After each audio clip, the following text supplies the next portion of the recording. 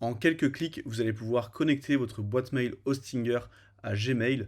Vous allez voir que c'est beaucoup plus pratique pour gérer vos emails parce que vous aurez une interface plus intuitive et surtout vous n'aurez pas besoin de venir vous connecter manuellement à la boîte mail Hostinger. Les messages apparaîtront directement dans votre boîte de réception Gmail, donc ça sera beaucoup plus pratique pour surveiller les emails qui arrivent. Donc pour faire ça, c'est très simple.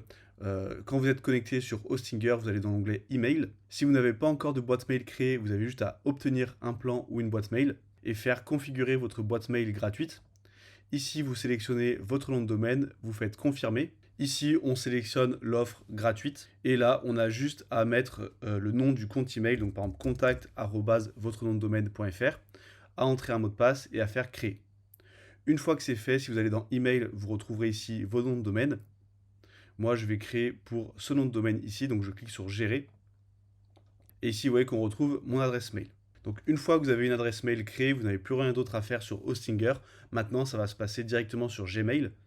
Donc on se retrouve sur la boîte Gmail, on clique ici sur la roue crantée, on fait voir tous les paramètres et on va dans l'onglet compte et importation. Ici, on va pouvoir envoyer des emails en tant que, donc utiliser notre adresse mail pour envoyer directement depuis Gmail et recevoir également les emails. Donc on va commencer par ajouter le compte de messagerie pour pouvoir recevoir les emails. Donc je clique ici sur ajouter un compte de messagerie. Là je rentre mon adresse email. Donc moi c'est test@easywp.fr. Donc c'est une adresse mail que je ne vais pas consulter. Donc si vous voulez me contacter, n'envoyez pas d'email ici. Ensuite on laisse cette case cochée importer les emails de notre compte POP3. On fait suivant. Ici, nom d'utilisateur, il faut tout simplement reprendre l'adresse email et le mot de passe, c'est le mot de passe que vous avez défini lorsque vous avez créé votre boîte mail.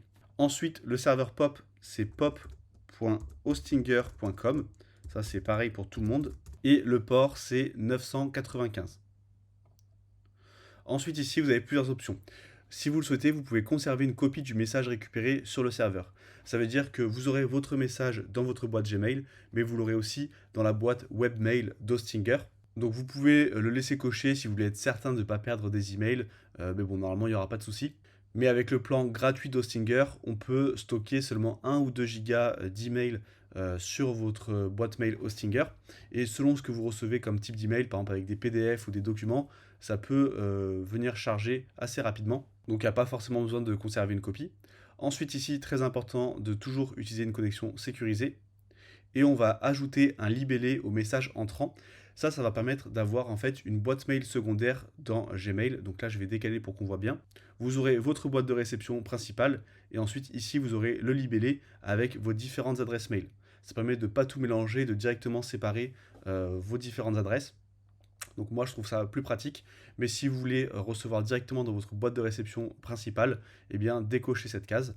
Et si vous voulez, vous pouvez également archiver directement les messages sans passer par la boîte de réception.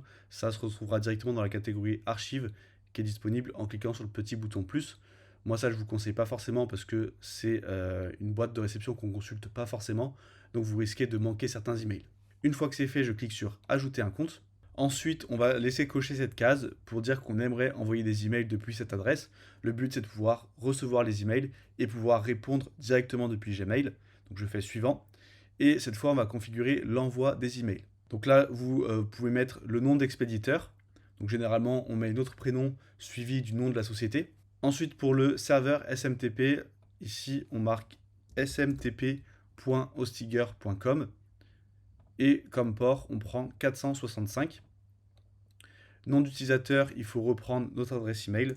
Donc, moi, c'est test@easywp.fr. Et le mot de passe de votre adresse.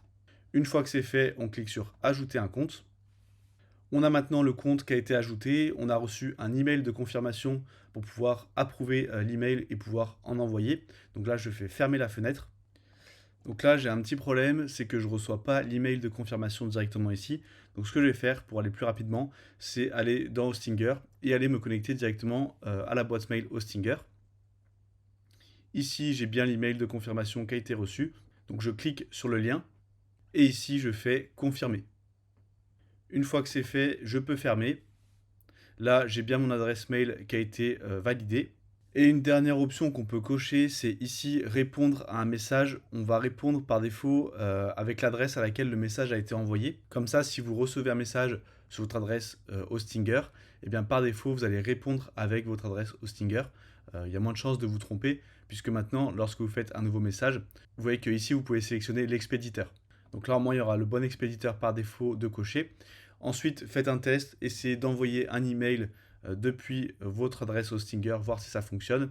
Et depuis une autre adresse mail, eh bien, envoyez-vous un email à votre adresse Hostinger pour voir si vous le recevez bien dans le bon libellé. Vous pouvez télécharger gratuitement la boîte à outils WordPress en cliquant sur le bouton juste en dessous. C'est un document privé dans lequel j'ai regroupé les meilleurs outils et plugins pour créer un site professionnel avec WordPress. Et si vous souhaitez développer vos compétences sur WordPress, abonnez-vous à cette chaîne pour ne louper aucun tuto.